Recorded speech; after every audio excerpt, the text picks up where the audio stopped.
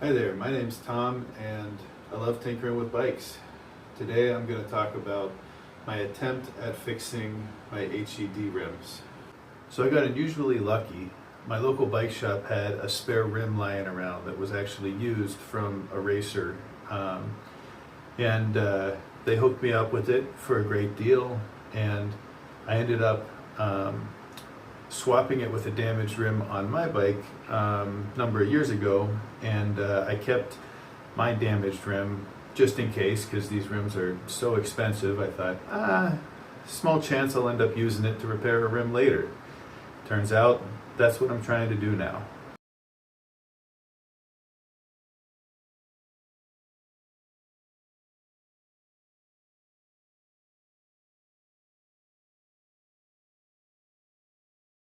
This is my first cut, and you can see there's still going to be quite a bit of area under it. I don't think all of that should be epoxy. I'm going to cut off the lip, I think past here, so it'll seat a bit better.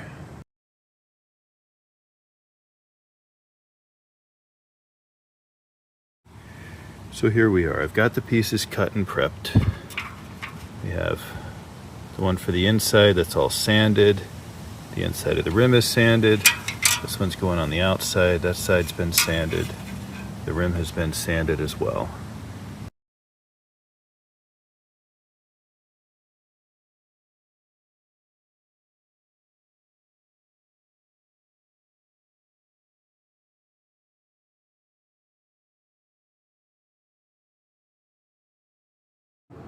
All right, so I got it glued, and I'm actually feeling pretty confident at the moment.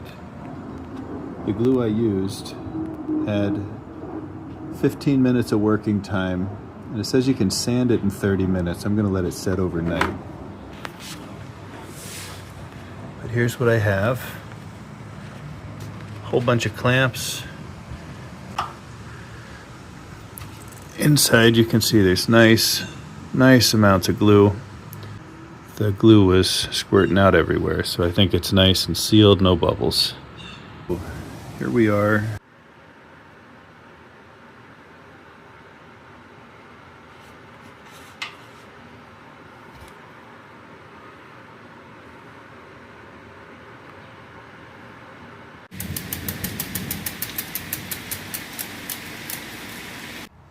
So I had trouble getting it to seal tubeless. It was leaking right here and right here.